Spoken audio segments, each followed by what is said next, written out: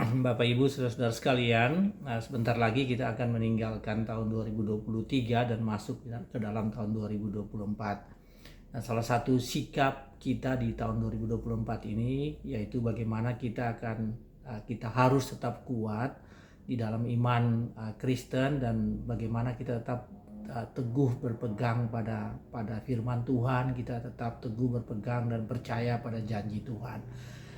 Saudara-saudara sekalian, kata kuat atau kuatkanlah dan teguhkanlah merupakan frasa yang sering kita jumpai di dalam Perjanjian Lama, khususnya frasa ini digunakan berkali-kali oleh Musa dan kemudian oleh Yosua ketika mereka memimpin Israel untuk masuk ke dalam tanah Kanaan.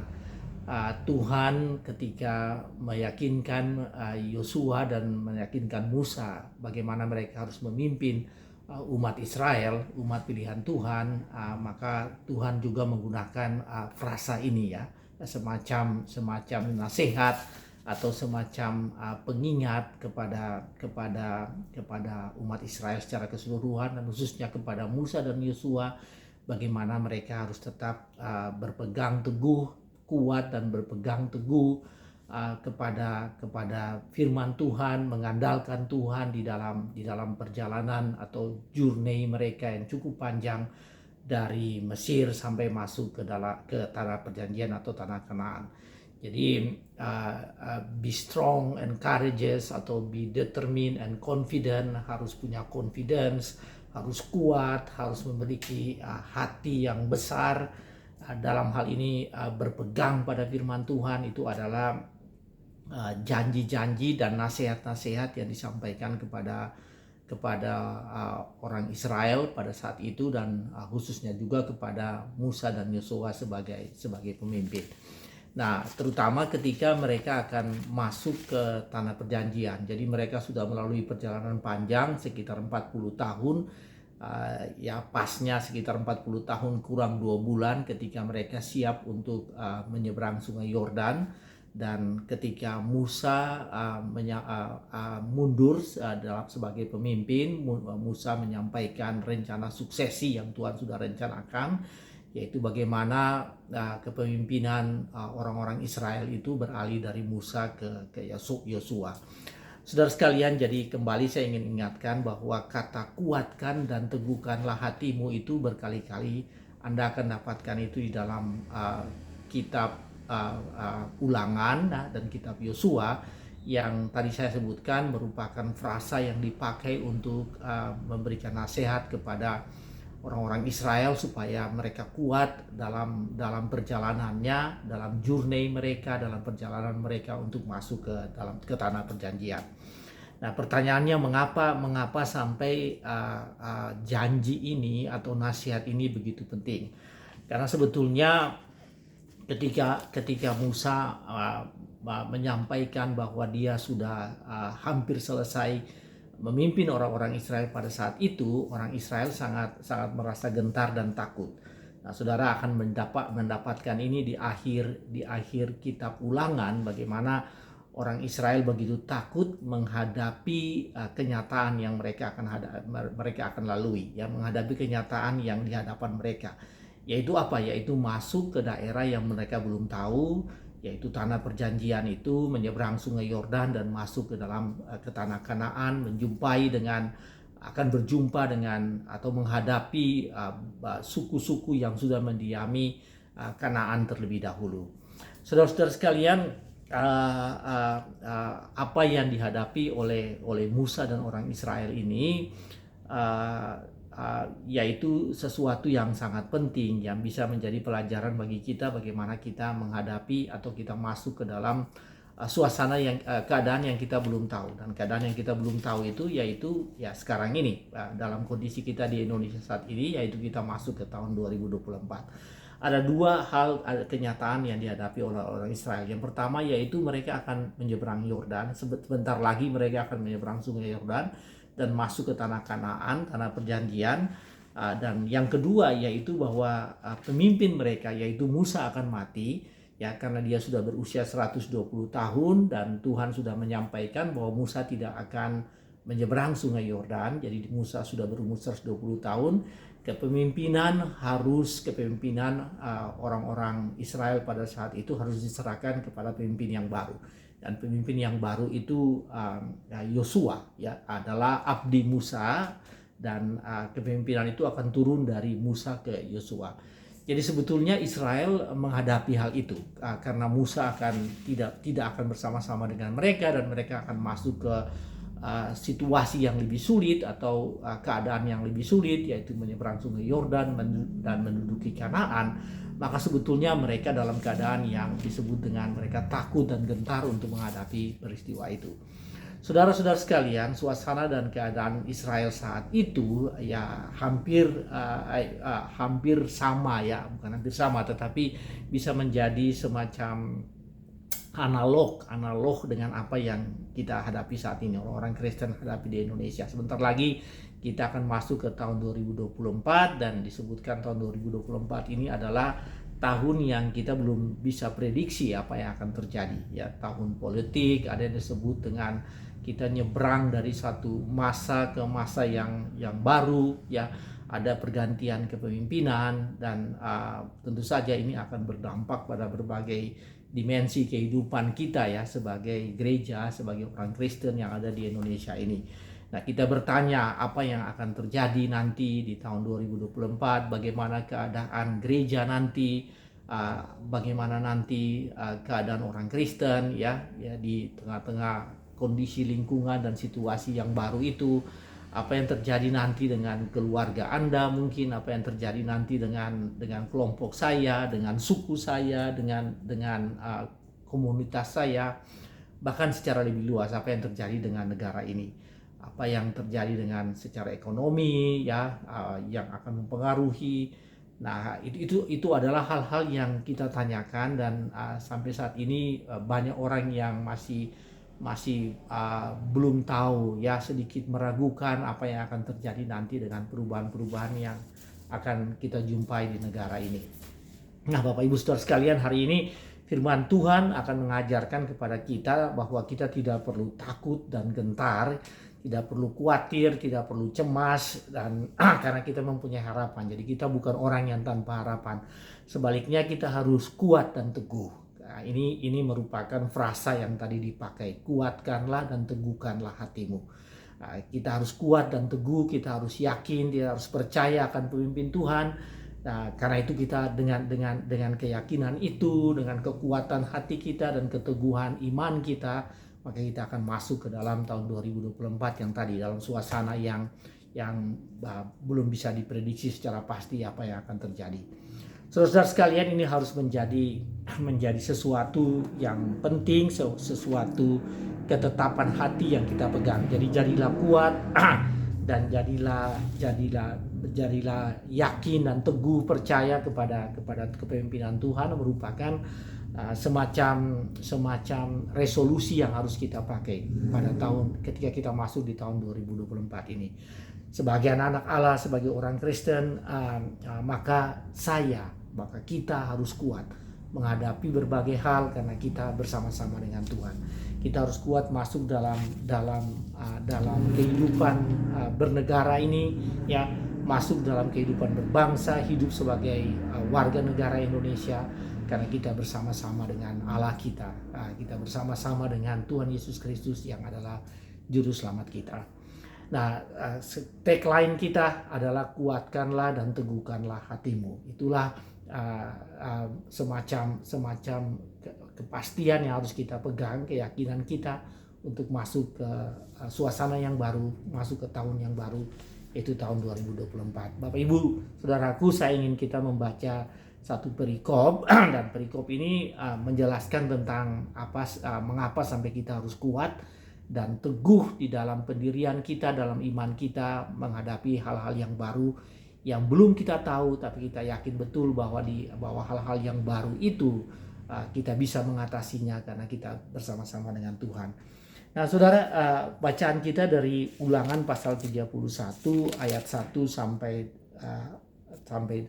ke 8. Ulangan 31 ayat 1 sampai 8 saya akan baca secara cepat yang bunyinya demikian. Yosua sebagai pengganti Musa. Kemudian pergilah Musa lalu mengatakan segala perkataan ini kepada seluruh orang Israel. Berkatalah ia kepada mereka, aku sekarang berumur 120 tahun, aku tidak dapat giat lagi, dan Tuhan telah berfirman kepadaku, sungai Yordan ini tidak akan kau seberangi. Tuhan Allahmu dialah yang akan menyeberang di depanmu, dialah yang akan memunahkan bangsa-bangsa itu dari hadapanmu, sehingga engkau dapat memiliki negeri mereka. Yosua dialah yang akan menyeberang di depanmu seperti yang difirmankan Tuhan. Dan Tuhan akan melakukan terhadap mereka seperti yang dilakukannya terhadap Sihon dan Og, raja-raja orang Amori, yang telah dipunahkannya itu, dan terhadap negeri mereka. Tuhan akan menyerahkan mereka kepadamu, dan haruslah kamu melakukan kepada mereka tepat seperti perintah yang kusampaikan kepadamu. Kuatkanlah dan teguhkanlah hatimu. Janganlah takut dan janganlah gemetar karena mereka, sebab Tuhan Allahmu dialah yang berjalan menyertai engkau, ia tidak akan membiarkan engkau dan tidak akan meninggalkan engkau. Lalu Musa memanggil Yosua dan berkata kepadanya di depan seluruh orang Israel, kuatkanlah dan teguhkanlah hatimu, sebab engkau akan masuk bersama-sama dengan bangsa ini ke negeri yang dijanjikan Tuhan dengan sumpah kepada nenek moyang mereka, untuk memberikannya kepada mereka, dan engkau akan memimpin mereka sampai mereka memilikinya. Sebab Tuhan, dia sendiri akan berjalan di depanmu, dia sendiri akan menyertai engkau, dia tidak akan membiarkan engkau dan tidak akan meninggalkan engkau. Janganlah takut dan janganlah patah hati. Bapak Ibu, Musa telah memimpin selama kira-kira 40 tahun Israel di padang gurun. Jadi dalam perjalanan di padang gurun, sejak keluar dari Mesir sampai mau menyeberang tanah Kanaan itu sudah hampir 40 tahun. Kalau Anda mempelajari sejarah ya, maka Anda akan temui di sana informasi bahwa kira-kira 39 tahun 10 bulan. Jadi kira-kira 2 bulan lagi maka orang-orang Israel akan menyeberang sungai Yordan. Sehingga apa yang disampaikan perikop yang kita baca tadi itu menjelang 40 tahun perjalanan Israel di padang gurun. Nah, saat itu Bapak Ibu Saudara sekalian, jumlah orang Israel sudah jauh berkurang ya, terutama orang-orang dewasa. Anda tahu ketika keluar dari Mesir, sensus yang dilakukan oleh Musa, sensus pertama itu jumlah orang laki-laki dewasa itu sekitar 603.000 orang. Kemudian sensus yang kedua mereka berjumlah kira-kira 600.700 orang ya.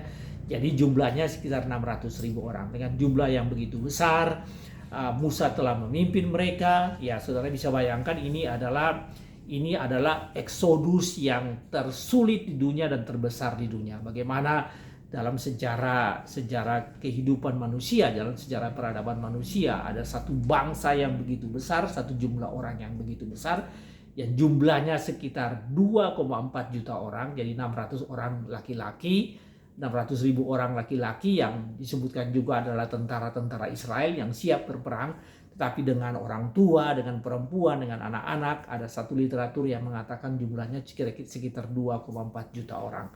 Nah, Musa telah memimpin mereka suatu jumlah yang begitu besar di tempat yang begitu sulit, berperang dengan berbagai bangsa kerajaan ya, dan kemudian bisa menaklukkan mereka. Tetapi kita tahu juga bahwa dalam perjalanan yang panjang ini semua orang dewasa ya, tentara yang berjumlah 600.000 orang itu semuanya sudah tidak ada lagi, sudah meninggal, dan sisa mereka yang akan menyeberang itu adalah orang-orang yang sebelumnya tidak keluar dari orang tentara yang sebelumnya tidak keluar dari Mesir. Jadi mereka yang lahir selama yang ada selama dalam perjalanan yang panjang itu, 40 tahun itu. Bapak Ibu Saudara-saudaraku, orang yang keluar dari Mesir dan yang masih hidup sampai saat itu yaitu Yosua dan Kaleb. Hanya 2 orang yang diizinkan Tuhan yang masuk ke tanah Kanaan ya, yang keluar dari Mesir dan masuk ke tanah Kanaan hanya ada 2 orang yaitu Yosua dan Kaleb. Yang lainnya semuanya sudah tidak ada. Karena itu terjadi perubahan yang besar, dan karena itu juga adalah alasan bagaimana orang Israel takut dan gentar untuk masuk ke dalam lingkungan yang baru itu. Nah, di dalam kondisi seperti itu Bapak Ibu Saudaraku, Musa menyampaikan kepada Israel bahwa mereka tidak boleh takut. Kamu tidak boleh takut, ya. Jadi tidak boleh takut, kuatkanlah hatimu, kuatkan dan teguhkan hatimu untuk menghadapi hal-hal yang akan mereka jumpai nanti ketika masuk ke dalam tanah Kanaan. Saudara, ada pertanyaannya begini, mengapa Israel harus kuat dan teguh? Mengapa Israel harus kuat dan teguh?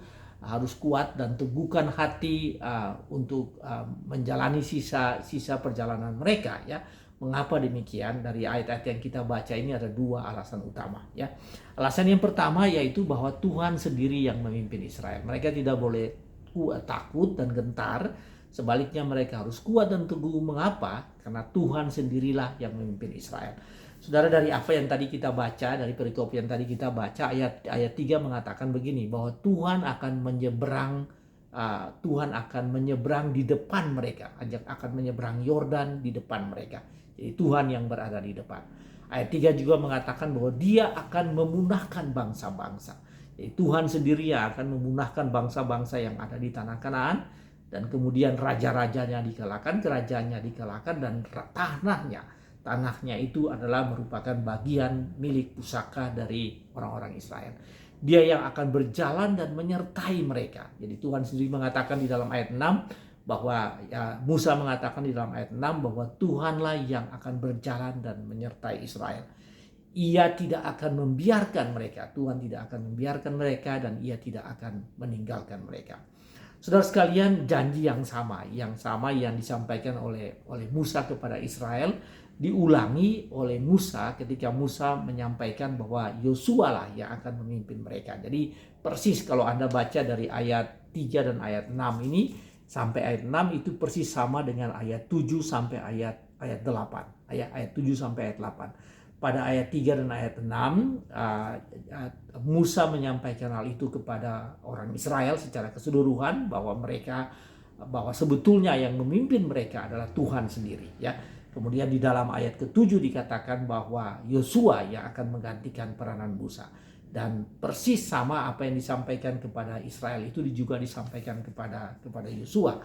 Janji-janji Tuhan yang disampaikan kepada Israel itu juga disampaikan kepada Yosua, yaitu bahwa Tuhan akan berada di depan mereka, Tuhan yang berperang untuk mereka, Tuhan yang menyertai mereka. Dia tidak akan meninggalkan mereka, tapi Dia akan selalu bersama dengan mereka. Dia tidak akan membiarkan mereka, dan Dia tidak akan meninggalkan mereka.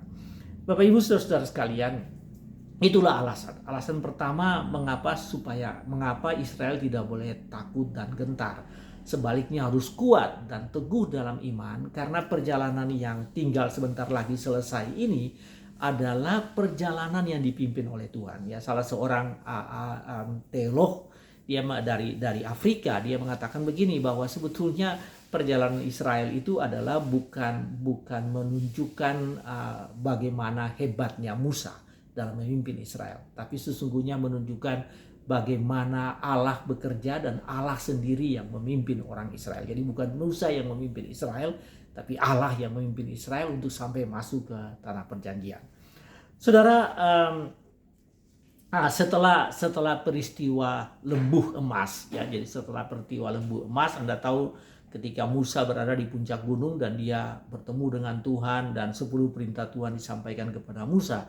Setelah peristiwa lembu emas itu, maka Tuhan memusnahkan. Tuhan begitu tidak bisa menerima apa yang dilakukan oleh Israel, dan kemudian Tuhan memusnahkan sebagian besar orang Israel. Kemudian kalau Anda baca di dalam kitab Keluaran, ya, terutama di Keluaran 33, bagaimana Musa dan Tuhan berdialog, dan Tuhan mengatakan Tuhan tidak akan mau memimpin Israel lagi secara langsung. Melalui tiang awan dan kehadiran Tuhan dalam tiang awan dan tiang api itu, Tuhan akan tidak mau melakukan itu lagi. Karena sifat orang Israel, karena keputusan orang Israel, perbuatan orang Israel yang sudah membuat lembu emas itu, ya. Nah, tetapi kemudian Musa berargumentasi dengan Allah. Musa menyampaikan keberatan-keberatan dengan Allah, dan Musa mengatakan begini kepada Allah, jika engkau sendiri tidak membimbing kami, jika engkau sendiri tidak berjalan dengan kami, janganlah suruh kami pergi dari tempat ini. Musa mengatakan itu kepada Tuhan. Jika Tuhan tidak mau jika Tuhan tidak bersama-sama dengan kami, janganlah suruh kami pergi dari tempat ini. Itu Anda bisa lihat di dalam Keluaran 33. Dan kemudian Musa menyampaikan, bagaimana orang lain bisa tahu tentang kami? Bagaimana orang lain bisa tahu bahwa kami ini adalah umat pilihan Tuhan kalau engkau tidak bersama-sama dengan kami?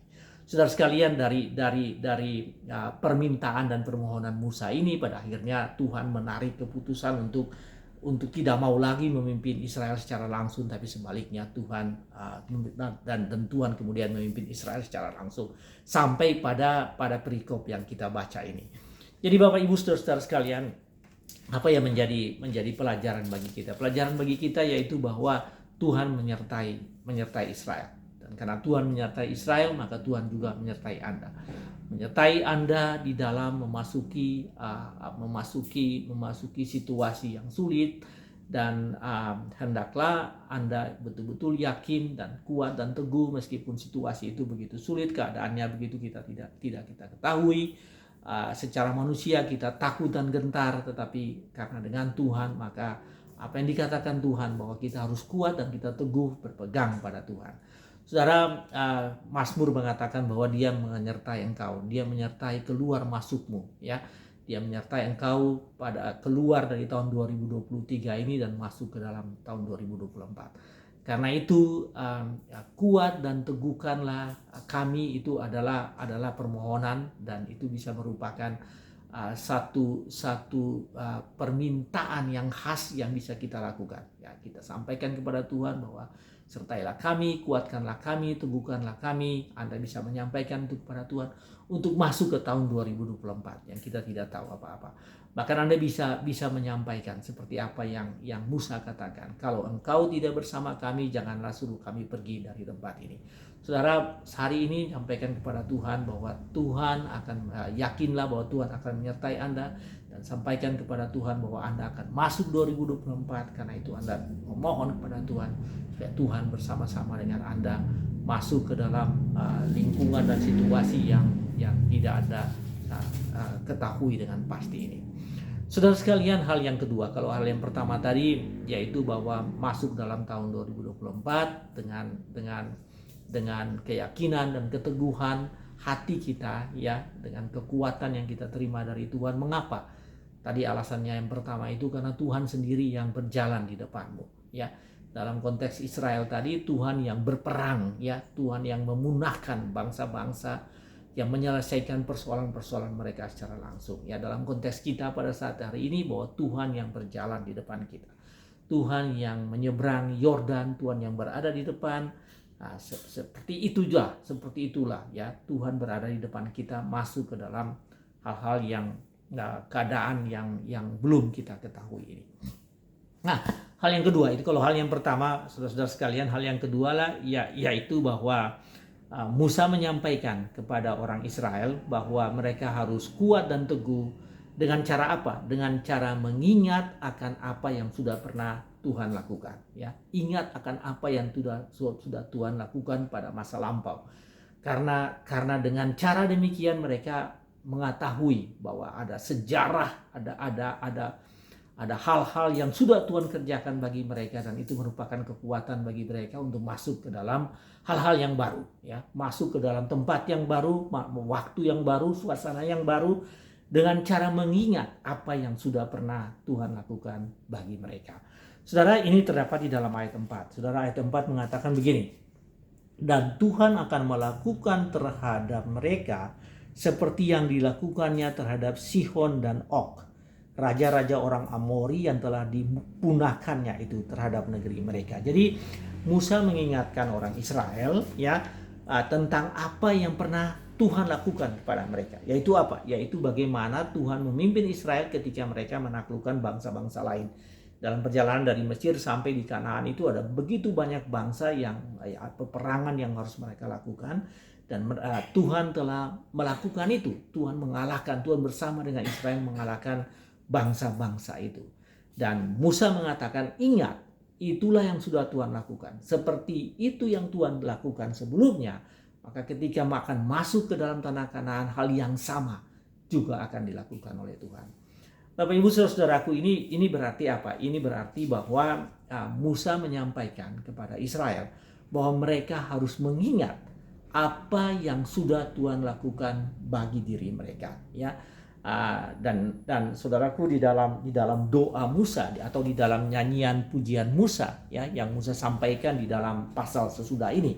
Dan tadi kita baca dari pasal Keluaran 31, tetapi di dalam pasal Keluaran 32 dikatakan begini, di dalam 32 ini nyanyian Musa, nyanyian syukur Musa, ayat ke-7 mengatakan begini, ingatlah kepada zaman dahulu kala, ya. Ini semacam nyanyian, lalu kemudian Musa menyampaikan kepada orang-orang Israel demikian, ingatlah kepada zaman dahulu kala, perhatikanlah tahun-tahun keturunan yang lalu, tanyakan kepada ayahmu, maka ia akan memberitahukannya kepadamu. Tanyakan kepada para tua-tuamu, maka mereka mengatakannya kepadamu. Jadi Musa mengatakan kepada Israel bahwa di dalam menghadapi masalah yang belum akan mereka hadapi ini, ya, maka ingatlah akan peristiwa-peristiwa yang lalu. Sejarah di mana mereka telah mengalami bagaimana Tuhan bersama-sama dengan mereka. Bapak Ibu Saudara sekalian, beberapa tahun yang lalu, ya, ini pada tahun akhir 2000-an, ya, 2009 10 saya tertarik sekali dengan ayat ini. Saya sangat tertarik karena ayat ini merupakan salah satu subjudul dari buku yang ditulis oleh Abraham Park, ya. Abraham Park ini menulis buku, ya, dan kemudian dia menggunakan nyanyian Musa di pasal 32 ayat 7 ini, ya. Ingatlah kepada zaman dahulu kala, ya. Ini remember the days of old, ya. Jadi dalam buku ini ditulis remember the days of old, ingatlah zaman dahulu kala. Dan ayat ini begitu luar biasa, ya. Begitu luar biasa di mana penulis ini Abraham Park dia mengatakan bahwa dalam rangka kita itu memahami bagaimana pekerjaan Tuhan, dalam meyakini bagaimana pekerjaan Tuhan dalam kehidupan mereka, dalam kehidupan kita saat ini, maka kita belajar apa yang pernah Tuhan lakukan sebelumnya, ya. Remember the days of old, ya. Ingatlah apa yang dulu pernah Tuhan lakukan, apa yang dahulu kala pernah terjadi.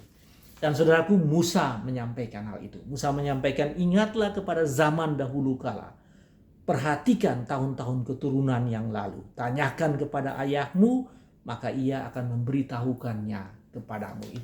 Itu peringatan Musa kepada Israel. Caranya bagaimana supaya kamu kuat dan kamu teguh untuk menghadapi hal-hal yang besar, yang baru, yang ada di depan Anda, yaitu Anda mengingat apa yang sudah Tuhan perbuat di dalam kehidupan Anda. Bapak Ibu Saudara sekalian, apa ini artinya bagi kita? Artinya bagi kita bahwa, ya, masuk ke dalam tahun 2024, maka resolusi yang harus kita pegang yaitu kita teguh dan kita kuat. Dan caranya untuk kita tetap teguh dan kita kuat dalam iman kita yaitu kita mengingat apa yang sudah Tuhan perbuat dalam kehidupan kita di waktu-waktu sebelumnya, ya. Apa yang sudah Anda alami dengan Tuhan di tahun 2023, apa yang sudah Anda alami dengan Tuhan pada tahun-tahun sebelumnya. Saudara, kalau Anda mengingat itu, ya, maka Anda pasti punya rasa syukur bagaimana Tuhan telah memimpin Anda, ya. Anda hitunglah berkat, ya. Jangan Anda hitung masalah, tapi Anda hitunglah berkat. Count your blessing, ya. Ada lagu yang berbunyi seperti itu. Hitung berkatmu, ya. Lihatlah apa yang telah dilakukan Tuhan bagimu. Count your blessing, name them one by one, and see what the Lord has done. Lihatlah apa yang Tuhan telah lakukan kepadamu. Jadi itu merupakan hal yang kedua. Kalau hal yang pertama tadi, ya, teguhkanlah dan kuatkanlah. Dan dalam perikop tadi yang kita baca 8 ayat itu ada 2 kali Musa menyampaikan hal itu, teguhkanlah dan kuatkanlah hatimu. Dan bagaimana caranya? Bagaimana cara yang pertama tadi, ingat bahwa Tuhan memimpin Anda masuk ke dalam, kenapa harus Anda kuat dan teguh dalam iman? Karena memang Tuhan yang memimpin Anda dan Tuhan yang berjalan di depan Anda. Dan yang kedua, Anda ingat bahwa apa yang sudah dilakukan bagi Anda di waktu-waktu sebelumnya. Sejarah iman Anda lah yang memberikan Anda kekuatan. Bagaimana Anda masuk ke dalam hal-hal yang baru dan masuk ke dalam suasana yang baru yang tidak kita ketahui. Tapi kita percaya dan yakin karena pernah Tuhan memimpin kita di masa-masa sebelumnya, di waktu-waktu sebelumnya. Itu yang tadi disebutkan, ingatlah akan hal waktu-waktu yang dulu. Remember days of old, ya, hari-hari waktu-waktu sebelumnya, bagaimana Tuhan memimpin saudara. Saudara, sebagai pesan terakhir dalam renungan ini, saya ingin kita melihat di dalam Yosua. Tadi kita bahas mengenai Yosua, bagaimana Yosua menjadi menggantikan kepemimpinan Musa, dan ketika Yosua mengambil alih kepemimpinan itu, kembali Tuhan menggunakan frasa yang sama. Jadi kalau frasa kuatkanlah dan teguhkanlah hatimu itu disampaikan Musa kepada orang Israel dan kepada Yosua sendiri. Dan ketika Musa sudah meninggal dan Yosua mengambil alih kepemimpinan, ya, suksesi kepemimpinan Israel, kemudian sebelum Yosua memulai itu, Tuhan Allah sendiri menyampaikan frasa yang sama, menyampaikan kalimat yang sama, nasihat yang sama, atau peringatan yang sama, ya, kepada Yosua. Tuhan katakan itu di dalam Yosua 1 Yosua pasal 1 ayat 6 dan Yosua dan ayat 7, ya. Jadi dua kali di dalam ayat 6 dan ayat 7 ini Yosua, Tuhan menyatakan hal yang sama. Kuatkanlah dan teguhkanlah hatimu. Saya ingin baca ini kepada Anda. Yosua 1 ayat 6 mengatakan begini. Kuatkan dan teguhkanlah hatimu, sebab engkau yang akan memimpin bangsa ini memiliki negeri yang kujanjikan dengan bersumpah kepada nenek moyang mereka untuk diberikan kepada mereka. Kemudian ayat 7 mengatakan begini. Hanya kuatkanlah dan teguhkanlah hatimu dengan sungguh-sungguh. Bertindaklah hati-hati sesuai dengan seluruh hukum yang telah diperintahkan kepadamu oleh hambaku Musa. Janganlah menyimpang ke kanan atau ke kiri, supaya engkau beruntung kemanapun engkau pergi. Bapak Ibu, saya tertarik sekali dengan ayat ini, ya. Jadi kembali frasa ini digunakan, kuatkanlah dan teguhkanlah hatimu. Tapi kemudian di sini Tuhan menyampaikan ke Yosua dalam ayat 6, Tuhan katakan begini, kuatkanlah dan teguhkanlah hatimu, ya. Sebab engkaulah yang akan memimpin bangsa ini. Tetapi kemudian di dalam ayat 7 kembali Tuhan menegaskan itu. Hanya, dimulai dengan kata hanya kuatkanlah dan teguhkanlah hatimu. Saudara, begitu pentingnya frasa ini, ya. Kuatkanlah dan teguhkanlah hatimu. Apa artinya kuatkan? Kuatkan itu berarti jadi kuat, ya. Be determined. Harus punya kepastian, keputusan, dan kemudian jadi kuat di dalam iman. Kuatkanlah, dan itu yang masukkan dengan kuatkan.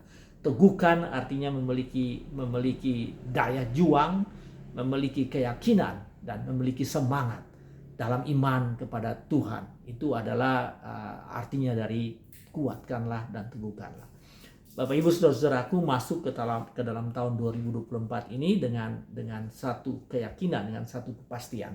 Ya, kalau orang di zaman sekarang mengatakan satu resolusi, satu kehendak, satu keputusan yang diambil oleh setiap orang untuk masuk ke dalam 2024. Yaitu apa? Yaitu bahwa yakini bahwa Anda akan mampu, Anda akan bersama, karena Anda bersama dengan Tuhan. Sebab itu mungkin ada banyak hal, ya tentu saja ada banyak hal yang tidak kita ketahui. Ada banyak hal yang penuh ketidakpastian. Tadi saya sampaikan bahwa peristiwa-peristiwa besar yang akan terjadi di negara ini, termasuk kepemimpinan bangsa dan negara ini, termasuk keadaan sosial politik, sosial ekonomi, termasuk hubungan-hubungan sosial kita, dan juga termasuk hal-hal yang nanti secara mikro berdampak terhadap keluarga kita, terhadap kehidupan rumah tangga, terhadap pekerjaan kita. Itu adalah hal-hal yang akan terjadi dalam 2024 ini. dalam penuh hal yang besar-besar tersebut yang penuh ketidakpastian. Firman Tuhan hari ini mengatakan begini, kuatkanlah dan teguhkanlah hatimu. Itu pesan Tuhan sendiri. Bukan lagi pesan Musa dan pesan Yosua, tapi pesan Tuhan sendiri yang diberikan kepada kita. Kuatkanlah dan teguhkanlah hatimu. Percayalah sungguh-sungguh kepada Tuhan. Karena dua hal. Yang pertama, Tuhan sendiri yang berjalan di depan kita.